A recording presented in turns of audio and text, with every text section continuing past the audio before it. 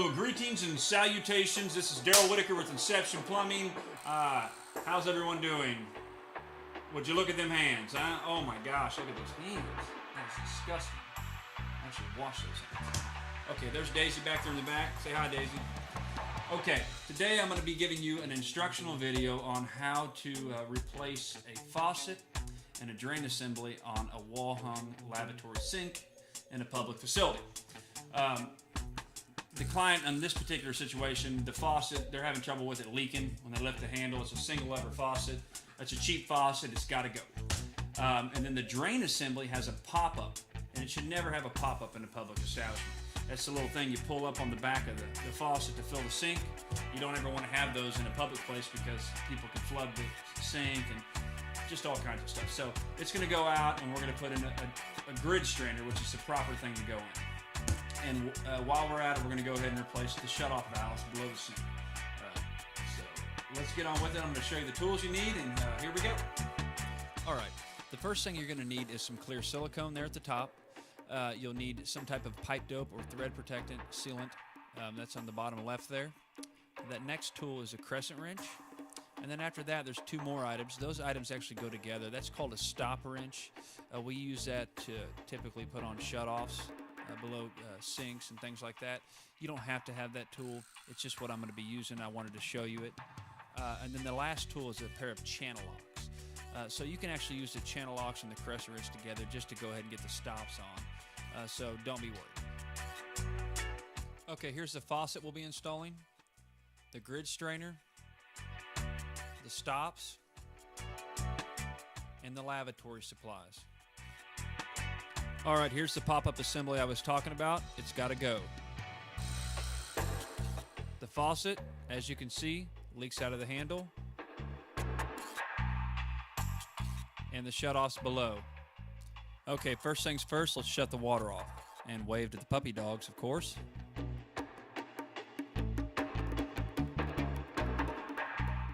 Okay, before you do anything, double check and make sure the water's off. You always want to double check before you take anything apart.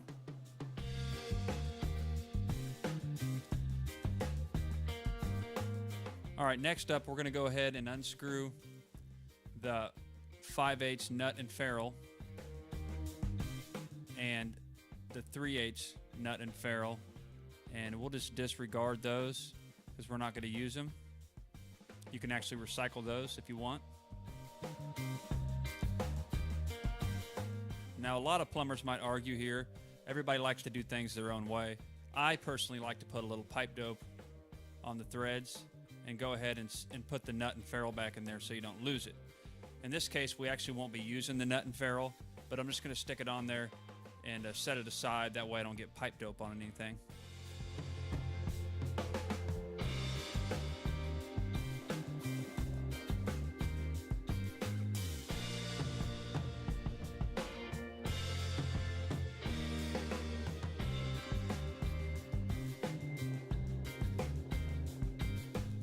Now we're going to go ahead and grab the grid strainer and pull the tail piece out of it.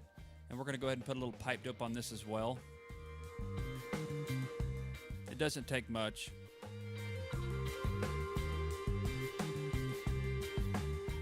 These are real fine threads, so when you stick it back in, you want to make sure not to cross thread it. And you'll just firmly hand tighten this down. Now go ahead and pull off the nut and the friction ring and kind of fight this black rubber off here. It got away from me there a little bit. And let's go ahead and set that aside. We got it prepped and ready to go. I like to prep everything first. All right, now we're on to dismantling the sink. You can clearly see that the sink is clogged up. I already predetermined that it wasn't the actual drain in the wall, but it was clogged up right here at the pop-up assembly. Let's go ahead and grab this trash can here and catch all the water. We don't want to make a mess.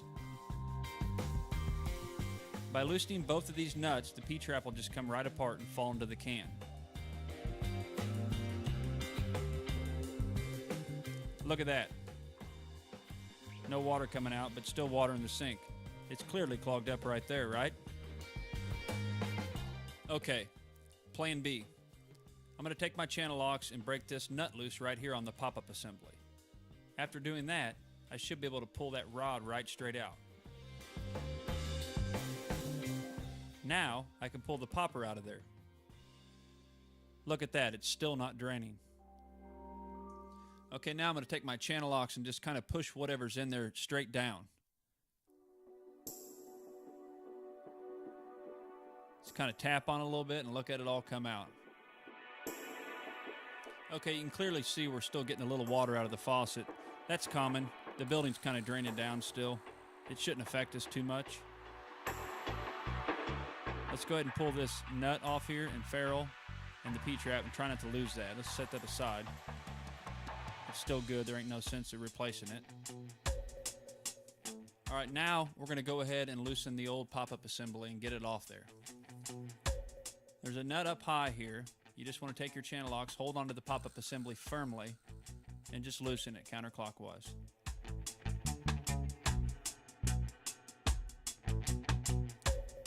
Okay, your goal here is to try to get the nut loosened all the way down. Once you get it down, you're also going to have to pull that black rubber down just like you did on the grid strainer. And sometimes these can be real tough to get off.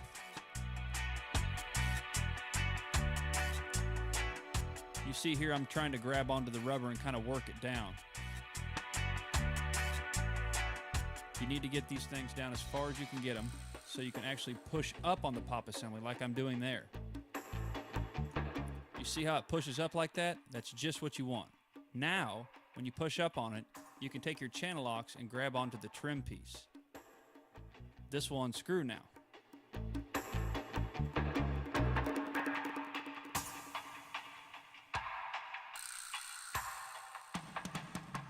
These things are trash. Just disregard or recycle them.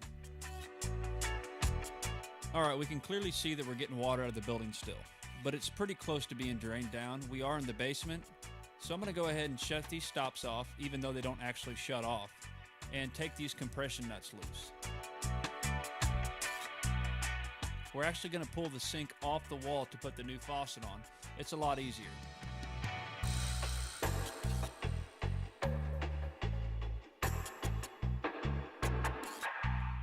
These are copper lines, so I'm just going to kind of bend them and pull them out of the stops.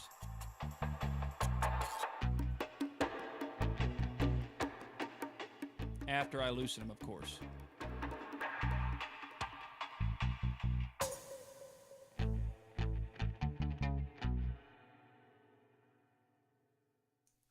Now we should have no problem lifting this sink off. You might want to double check, make sure there's no screws attached to hold it in place. Now after taking this off, be very careful with it. You can damage it very easily by bumping it on a stool or this tile. You might want to get you a piece of cardboard or carpet to lay it on. Okay, after turning the sink up on its side, you can see that the faucet has copper lines coming out of it. What we're going to do in this case is we're just going to break these old lines off and dispose of them. They're just going to get in our way trying to get the faucet off.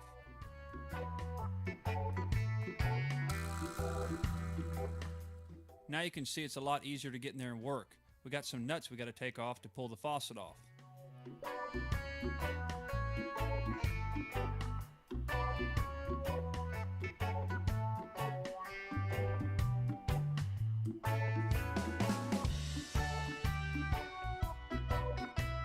Okay, now you just take your channel locks here and take this little bolt loose, and this should slide right off, and just throw that away.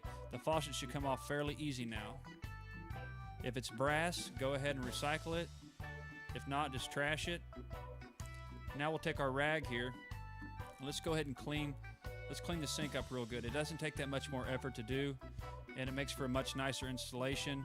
And plus, you're not working with that nasty stuff on your hands. So a good craftsman just goes ahead and cleans the sink up while he's there. It doesn't take too long. Okay, now we're going to move on to the faucet installation itself. I went ahead and put up a diagram because I feel as though this will make things a lot easier. As you can see, you'll need to take the gasket and hold it up to the faucet. Then set the faucet in the sink holes. Then below, take the washers and nuts and tighten them up firmly. Now, you will take both of your braided supply lines and take the faucet side and connect those both to the hot and cold supply lines of the faucet. Be sure to use 2 wrenches while doing this and not to over tighten because you can twist the copper. Alright, now we're moving on to the grid strainer. This is a fairly easy installation. If you remember earlier, we already took C, D, and E off and set aside. At the A point, we want to go ahead and put silicone around this area. After the installation of the grid strainer, B is the point where the sink will actually set. Once you get your rubber gasket and friction ring into place, just hand tighten the nut up firmly. Now, tighten away. Now make sure you clean up all the silicone before it dries. If not, it can be a real mess.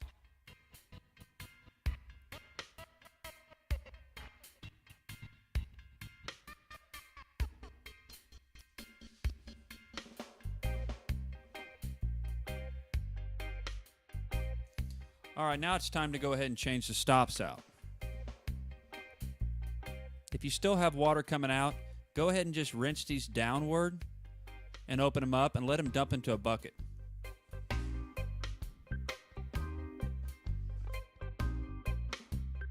Okay, now I got my fancy stop wrench I was showing you earlier. I'm just going to use this to take the stop off. One part of the tool actually goes in the 3/8 part of the stop, and then you take the wrench to loosen the 5/8 nut on the back side. Go ahead and do the same step to both sides. Okay, now I'm going to grab my rag here and just kind of clean it up. It looks like there's a lot of debris there on the stop. Since we're using the existing nut and ferrule, we just want to make sure everything seals up real nicely.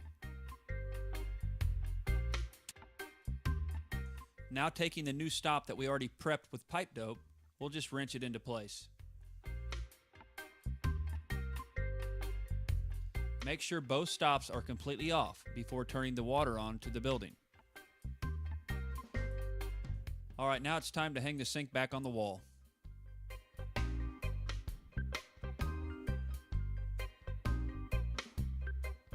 Take both of your braided supply lines and connect them to the stops. Tighten them up with your crescent wrench.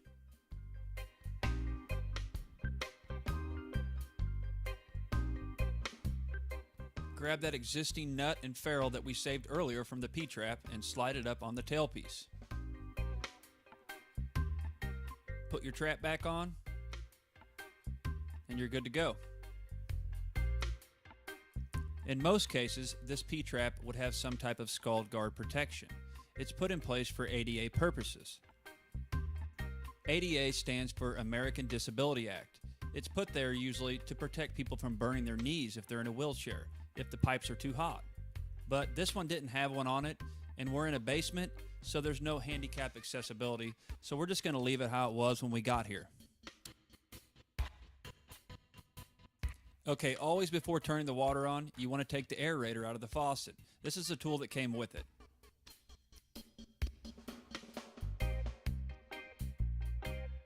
Okay, now it's time to turn the stops on. Now make sure you cover the spout with your hand. When you turn the water on, air will blow water up in your face if you're not careful. Now we're just getting all the debris out of the lines before we put the aerator back in.